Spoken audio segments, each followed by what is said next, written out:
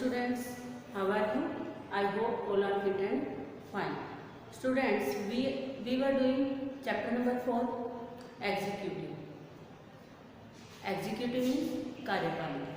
हम कार्यपालिका के बारे में कर रहे थे, उसकी इंट्रोडक्शन हमने किया था.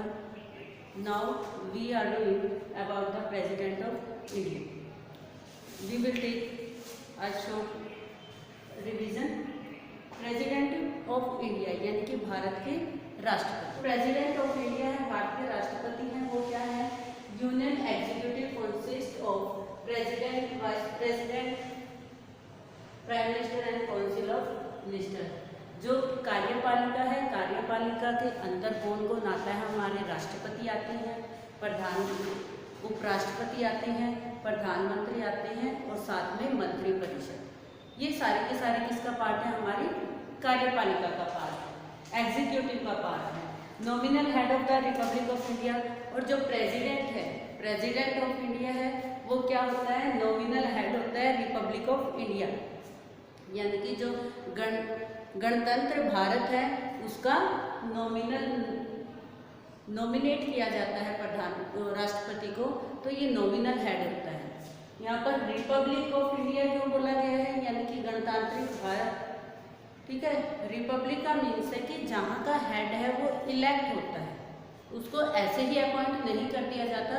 बाकायदा इलेक्शन होते हैं, चुनाव होते हैं, चुनाव के बाद ही उसको इलेक्ट किया जाता है, नॉमिनेट किया जाता है. नेक्स्ट हमारा आता है head of the state and first citizen of India. यहाँ पर राष्ट्रपति के बारे में, प्रेसिडेंट के बारे में एक मेन बात है कि ये क्या है? स्टेट का हेड होता है. स्टेट मीन्स यहाँ पर क्या है? State country. ओके, कंट्री से है तो ये कंट्री का हेड होता है और साथ में फर्स्ट सिटीजन ऑफ इंडिया और भारत का प्रथम नागरिक भी इसको कहा जाता है. Got it? भारत का अगर आपका क्वेश्चन आता है who is the first citizen of India, तो जो भी उस टाइम पर प्रेसिडेंट होता है वही फर्स्ट सिटीजन ऑफ इंडिया होता है. And who is the first lady of India? His wife is the first lady of India. Got it? Next हमारा है इसके क्वालिफिकेशन क्या रहेंगी? राष्ट्रपति की क्वालिफिकेशन यानी कि इसकी योग्यताएं क्या रहती हैं, उसके बारे में हम करेंगे. फर्स्ट तो सबसे पहले यही है, हम कोई भी अगर हमें जॉब करनी है या कोई पोस्ट गवर्नमेंट में हमें कोई पोस्ट पे हमें चुनाव लड़ना है, ठीक है, तो उसमें सबसे पहले जो हमारी क्वालिफिकेशन है वो क्या होती है? सिटीजन ऑफ इंडिया, कि हम भारत के नागरिक होने चाहिए. अगर हम भारत के नागरिक हैं उसके बाद ही हम किसी चीज़ के लिए अप्लाई कर सकते हैं. यहाँ तो एज है, एज लिमिट आपने इलेक्शन में की थी, स्टार्टिंग में जो प्रीवियस चैप्टर है उसमें की थी, लोकसभा के इलेक्शन के लिए की थी आपने 25 ईयर की. ठीक है, जो चुनाव लड़ना चाहता है उसकी एज क्या होगी? 25 ईयर. लेकिन जो राज्यसभा का इलेक्शन होता है और राष्ट्रपति का इलेक्शन होता है उसके लिए एज क्या रहेगी हमारी? 35 ईयर. ठीक है, कोई भी कैंडिडेट है जो भी प्रेसिडेंट का इलेक्शन है वो कंटेस्ट करना चाहता है, चुनाव लड़ना चाहता है, तो उसकी एज है कितनी होनी चाहिए? 35. ठीक.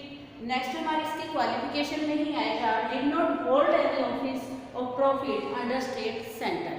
यानी कि जो भी राष्ट्रपति के इलेक्शन के लिए कंटेस्ट करना चाहता है, जो भी राष्ट्रपति का इलेक्शन कंटेस्ट करना चाहता है, चुनाव लड़ना चाहता है, उसके लिए शर्त क्या है? वो किसी भी लाभकारी पद पर नहीं होना चाहिए. ठीक है, कोई भी उसके पास प्रॉफिट वाली पोस्ट नहीं होनी चाहिए. अगर राष्ट्रपति का चुनाव लड़ना है तो पहले हमें रेजिग्नेशन देना पड़ेगा. जिस भी पोस्ट पर कोई भी काम कर रहा है चुनाव लड़ने से पहले, उसके बाद ही हम चुनाव लड़ सकते हैं.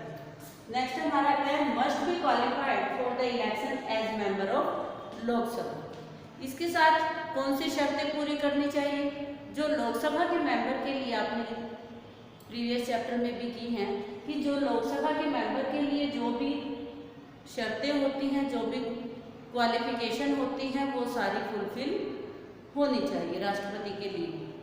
ठीक है, टेन्योर की बात करते हैं हम. टेन्योर क्या होना चाहिए? किसी भी पद के लिए इंडिया में मोस्टली क्या है? Tenure 5 year. ठीक है, चाहे वो राष्ट्रपति हो, उपराष्ट्रपति हो या प्रधानमंत्री हो. ठीक है। जो जनरल इलेक्शन है हमारे यहाँ पे 5 ईयर में होल्ड होते हैं, ठीक है। इसीलिए यहाँ पर जो राष्ट्रपति का टेन्योर है वो भी क्या है, 5 ईयर, ठीक है। May resign before expiry of his term, इसके साथ क्या है, 5 ईयर तो है, लेकिन अगर वो चाहता है कि रिजाइन करना है, मुझे इस्तीफा देना चाहिए, या सर्कमस्टेंसेस ऐसी होती हैं कि उसे इस्तीफा देना पड़ सकता है, तो वो रिजाइन कर सकता है, अपना इस्तीफा दे सकता है, ठीक है। Vice president act as president during vacancy period, ठीक। अगर राष्ट्रपति है वो रिजाइन कर देता है, ठीक है, हमारा प्रेसिडेंट है वो रिजाइन कर देता है, अपना इस्तीफा दे देता है, तो क्या होगी, जो प्रेसिडेंट की पोस्ट है वो वैकेंट हो जाएगी। तो क्वेश्चन अराइज होता है, who work on this post, कि उस पोस्ट के ऊपर काम कौन करेगा, ठीक है ना, who will work on this post. तो ऐसे कंडीशन में, ऐसी स्थिति में कौन करेगा, जो हमारा वाइस प्रेसिडेंट है दैट टाइम, कि उस टाइम पर जो भी हमारा वाइस प्रेसिडेंट है, उपराष्ट्रपति है, वो प्रेसिडेंट की पोस्ट पर काम करेगा एज अ प्रेसिडेंट, ठीक है। अब क्वेश्चन ये भी अराइज हो जाता है कि अगर राष्ट्रपति उपराष्ट्रपति है वो भी रिजाइन दे दे या किसी भी केस में मान लो डेथ हो जाती है तो वो पोस्ट भी वैकेंट हो जाती है, तब वहाँ पर कौन काम करता है। तो ऐसी कंडीशन में जो हमारे सुप्रीम कोर्ट है, सुप्रीम कोर्ट के चीफ जज जो हैं, मुख्य न्यायाधीश हैं, तो वो वहाँ पर काम करते हैं। सुप्रीम कोर्ट के चीफ जज एज अ प्रेसिडेंट उस पोस्ट पर काम करें, okay. And this is the qualification and tenure of the president. Now we will do about the power of president. Students, हमारा नेक्स्ट टॉपिक है पावर ऑफ प्रेसिडेंट, कि राष्ट्रपति के पास कौन सी शक्तियाँ होती हैं, जिन पावर्स को वो यूज करके अपनी पोस्ट को यूटिलाइज करता है या अपनी पोस्ट का उपयोग करता है, ठीक है। फर्स्ट हमारी पावर आएगी वो एग्जीक्यूटिव पावर आएगी, कार्यपालिका शक्ति, ठीक है। हम वैसे तो एग्जीक्यूटिव के बारे में पढ़ रहे हैं, ये सारा जो प्रेसिडेंट है वो कार्यपालिका का ही पार्ट है, तो इसमें जो एग्जीक्यूटिव पावर है, राष्ट्रपति के पास जो कार्यपालिका की शक्तियाँ हैं, ठीक है, तो उसमें क्या क्या आएगा, कार्यपालिका की शक्तियों में आएगा अपॉइंटमेंट, ठीक है। अपॉइंटमेंट मीन्स नियुक्तियाँ, किस किस की नियुक्तियाँ करते हैं, जो हमारे राष्ट्रपति हैं वो प्रधानमंत्री, उपराष्ट्रपति, न्यायाधीश, जो हमारे चीफ जज हैं उनकी, और जो मिनिस्टर्स हैं उनको भी, ठीक है। इन सब की अपॉइंटमेंट कौन करते हैं, हमारे प्रेसिडेंट, ठीक है। राष्ट्रपति हमारे प्रधानमंत्री को नियुक्त करते हैं, उपराष्ट्रपति को नियुक्त करते हैं, मिनिस्टर ऑफ काउंसिल को अपॉइंट करते हैं, इसके साथ चीफ जज, सुप्रीम कोर्ट में जितने भी न्यायाधीश हैं उनकी नियुक्ति किसके द्वारा की जाती है, प्रेसिडेंट के द्वारा, ओके। नेक्स्ट हमारी पावर आती है जुडिशियल पावर। जुडिशियल पावर यानी कि न्यायिक शक्तियाँ। यहाँ पर क्वेश्चन होगा कि जुडिशियल पावर तो किसके पास है, कोर्ट के पास है, जुडिशरी के पास है, लेकिन हमारे कॉन्स्टिट्यूशन ने हमारे प्रेसिडेंट को ऐसी पावर दी है कि ताकि वो किसी में जजमेंट भी कर सके, अगर जरूरत पड़े तो किसी केस की जजमेंट को कर सकते हैं। तो किस तरह की जजमेंट कर सकते हैं, अगर कोई जो क्रिमिनल केस है तो प्रेसिडेंट के पास चला जाता है तो वो उसको पार्डन भी कर सकते हैं, यानी कि उसको क्षमा याचना के लिए भी राष्ट्रपति के पास आ सकता है, ठीक है। किसी की सज़ा है, किसी क्रिमिनल की, किसी अपराधी की अगर सज़ा को कम करना है तो राष्ट्रपति के पास ये पावर है, न्यायिक शक्ति है, वो उसकी सज़ा को कम कर सकते हैं। अगर राष्ट्रपति चाहें, राष्ट्रपति को लगे कि ये जो अपराधी है, ये क्रिमिनल है, ये ठीक से काम कर रहा है, ये सुधरने की कोशिश कर रहा है, तो वो उसकी सज़ा को माफ़ भी कर सकते हैं, ठीक है। इसके साथ अगर किसी को फांसी की सज़ा हो जाती है तो उसकी फांसी की सज़ा को क्या है, वो चेंज भी कर सकते हैं, ठीक है। उसको उम्र कैद या आजीवन कारावास के रूप में उसको कन्वर्ट कर सकते हैं, गॉट इट।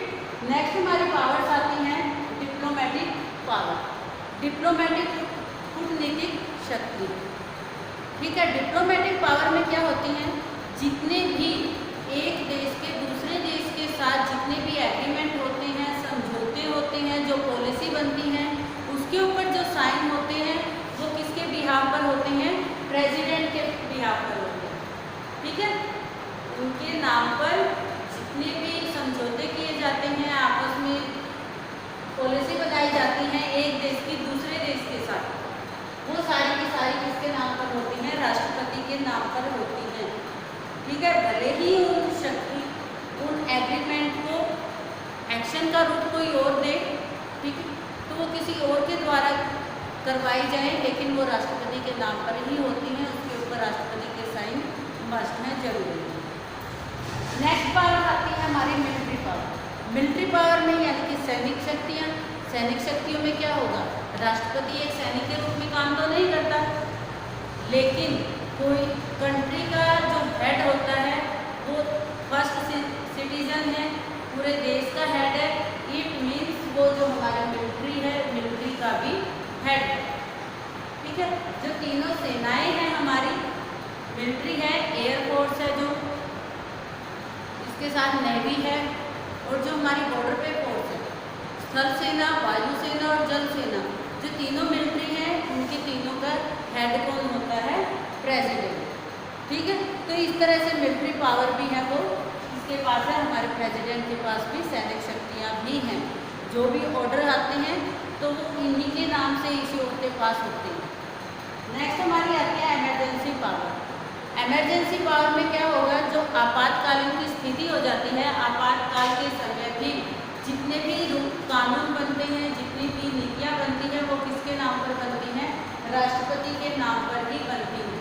यानी कि आपातकाल के समय जो काम करना होता है वो राष्ट्रपति ही करेगा। ठीक, तो जो इमरजेंसी पावर है उसको 3 पार्ट में डिवाइड किया गया है। We will discuss in next video. Okay, हमारी नेक्स्ट पावर आती है वीटो पावर। वीटो पावर में क्या होता है, वीटो पावर में ये होता है कि अगर कोई बिल पास करना है या नहीं करना है तो उसका राइट किसके पास है, राष्ट्रपति के पास। अगर चाहे राष्ट्रपति को लगे कि ये जो बिल है ये कंट्री के लिए ठीक नहीं है और वो संसद में, पार्लियामेंट में पास होकर राष्ट्रपति के पास चला जाता है, ठीक है, राष्ट्रपति उसके ऊपर जब साइन कर देता है तभी वो बिल है वो लॉ का रूप लेता है, कानून बनता है। ठीक है, कोई भी बिल जब बनता है तो उसके ऊपर राष्ट्रपति के साइन होते हैं, उसके बाद ही वो इम्प्लीमेंट किया जाता है। अदरवाइज वो बिल कैंसिल हो जाता है अगर राष्ट्रपति उसको मना करे। तो इस पावर को वीटो पावर बोला जाता है। अगर राष्ट्रपति किसी बिल को पास नहीं करता है या उसके ऊपर अपना कोई भी डिसीजन नहीं देता है, यस एंड नो, ठीक है, ना तो उसको पूरी तरह से मना करता है कि मैं इसे कैंसिल कर रहा हूँ और ना ही इसको पास करता है, साइन करता है उसके ऊपर, तो उस पावर को क्या बोलते हैं, वीटो पावर। ठीक है, वीटो पावर का यूज़ हमारे जो राष्ट्रपति ज्ञानी जैल सिंह जी रहे हैं उन्होंने इसका यूज़ किया। ठीक है, इस तरह से ये इसमें हमारी फाइनेंशियल पावर रह गई है बीच में। तो फाइनेंशियल पावर में क्या होगा, जो वित्तीय शक्तियां हैं वो क्या होंगी, वित्तीय शक्तियों में जो धन बिल, जो मनी बिल है, जो पार्लियामेंट में पेश किए जाते हैं, एड्रेस किए जाते हैं, उन पे एड्रेस करने से पहले अप्रूवल लेनी होती है। किसकी अप्रूवल लेनी होती है, प्रेसिडेंट की अप्रूवल लेनी होती है। ठीक है, फाइनेंशियल पावर ये है कि कोई भी बिल अगर पार्लियामेंट में एड्रेस करना है, पेश करना है, तो पेश करने से पहले क्या होगा, प्रेसिडेंट की परमिशन लेनी होगी, उसके बाद ही वो मनी बिल है लोकसभा या राज्यसभा में पेश किया जाता है। इसके साथ और क्या होता है, जितने भी हमारे फंड होते हैं उन फंड के ऊपर जो सेंट्रल गवर्नमेंट के पास फंड होते हैं, हमारे जो पैसा इकट्ठा किया जाता है, तो वो किसकी अप्रूवल से चलते हैं, प्रेसिडेंट की अप्रूवल से। ठीक है, ये फाइनेंशियल पावर में आ गई। ये सारी की सारी हमारी पावर है, प्रेसिडेंट की शक्तियां हैं। इनके ऊपर मेनली जो काम किया जाता है वो काम कौन करता है, काम तो अदर जो ऑफिसर्स हैं या जो दूसरे मिनिस्टर हैं वो करते हैं, लेकिन वो किसके नाम पर करते हैं? प्रेसिडेंट के नाम पर। ठीक है, तो this is the power of president